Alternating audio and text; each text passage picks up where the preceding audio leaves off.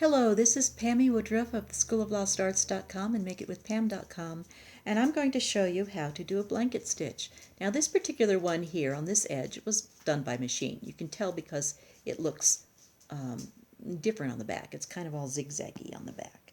But what I will be showing you will look about the same on the front and the back. Here it is on the front, and here it is on the back. So let's see how to do this. The materials needed are some tapestry needles, some pearl cotton, scissors, and the item that you're going to hem.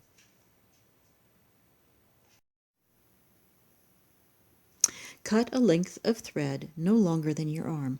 The reason for this is because it's very hard to stitch if your thread is longer than your arm. Thread the needle as I showed you before by folding the thread over, pushing it through. That's the fastest, easiest way. And then put a knot on the other end by placing the extra end pointing down, the needle pointing up. Hold those together, wind around about 3 or 4 times, push that down, pinch it, and pull your thread, your needle on through. It makes a nice little barrel-sized knot.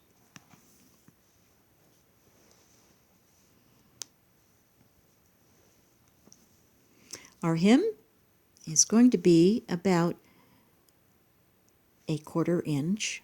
So fold that down a 1/4 inch, and you can pin this to help maintain that 1/4 inch. I'm just going to hold it with my hands this particular time. To start, run your needle in the back fold so that it comes out at the fold. So from the back, goes between the layers, comes out at the fold. Pull that on up. Then push this thread tail down inside here so you push the thread tail down inside here so that your stitching is going to hold that in place and cover it up. Turn your work to the right side. Our first stitch is simply a securing stitch. Go in about a 1/4 inch from the edge directly in line with, perpendicular to that stitch. This gives you a starting point. Pull it so that it's flat but not too tight. Run your needle in from the right side to the left, and you're ready to begin. Your next stitch will be usually an even amount over. In this case, I'm going to go about a 1/4 inch over. Poke it in.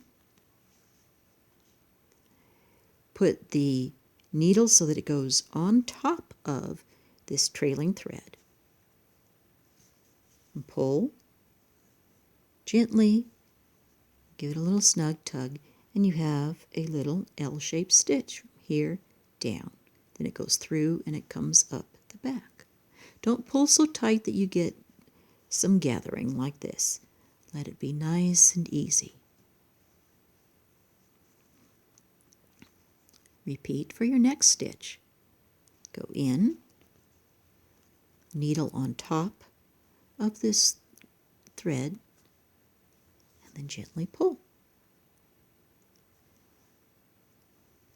One more stitch I'll show you. In, needle on top of the thread, and pull. Now when you've decided you've done enough stitches, we will go turn our work to the back.